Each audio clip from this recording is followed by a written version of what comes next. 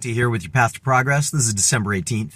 And just want to share a couple of things that I've been thinking about as I've been on my way into my work for the day in my mobile office. I love my mobile office, I just have to admit. As I was driving in, I was thinking about a situation that I'm going to have to deal with today. I have an employee that has been at the place that I work at. We have the opportunity for our employees to be able to work from home.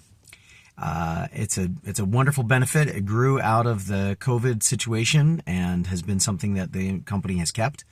And so for a lot of the company, the option to work from home has been one that has been widely used. Unfortunately, in some cases, it's also been pretty badly abused.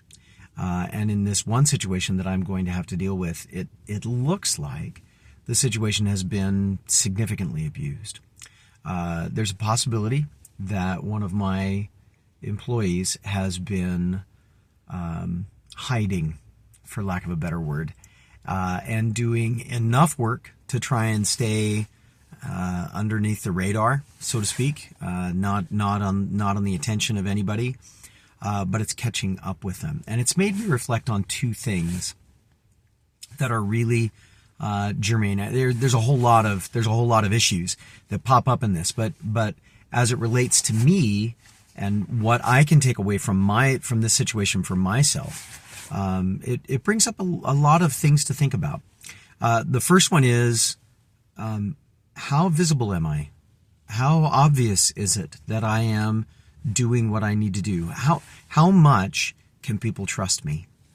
I think that we underestimate sometimes the value of being trusted. We demand trust, but a lot of times we don't want people to, we don't want to feel like people are looking at us and that they're evaluating us, whether or not we can be trusted and some of those kinds of things, except when it benefits us. And generally that's when we're doing something that we need some trust. But the way that we build trust is by daily actions, by regular actions, small, regular actions. Sometimes we call that acting with integrity. We do that in small ways. Brené Brown, in her book Dare to Lead, talks about, she recounts the story of Melinda Gates talking about a marble jar, and that every action that we take that has integrity to it, we put a marble in. And when we take actions that hurt our relationship with someone, we take 5 or 10 or 15 marbles out, but it takes a long time to rebuild that trust.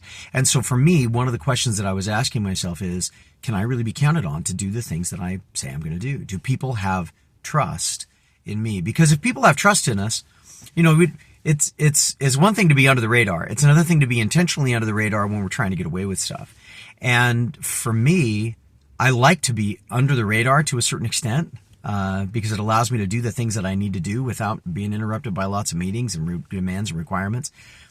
But that's built on a foundation of trustworthiness, being worthy of someone's trust. So do I deliver things on time? Do I do the things that I say I'm going to do? Do I stay transparent about where I'm struggling, about where I'm having difficulties, and about all of the other urgencies that might get in the way of accomplishing things? Do I pay the extra price? Do I do things that need to be done in uncomfortable ways to make sure that they are delivered on time? All of those things build trust. And so for me, one of the takeaways that I'm having for this is that I really want to make sure that I'm building trust every day in the way that I interact. The other thing that came out for me as I was thinking about this is the idea of the fine line between use and abuse. I don't work from home very often. I come into the office almost every day. And when I'm home, I schedule a lot of meetings for myself to be online so that people can see me, so that I can be there, so that it can be known that when I'm home, I really am doing the work that I say I'm going to do. I want to use benefits, but I don't always, I want to make sure I never abuse them. And again, that comes back to a matter of trust.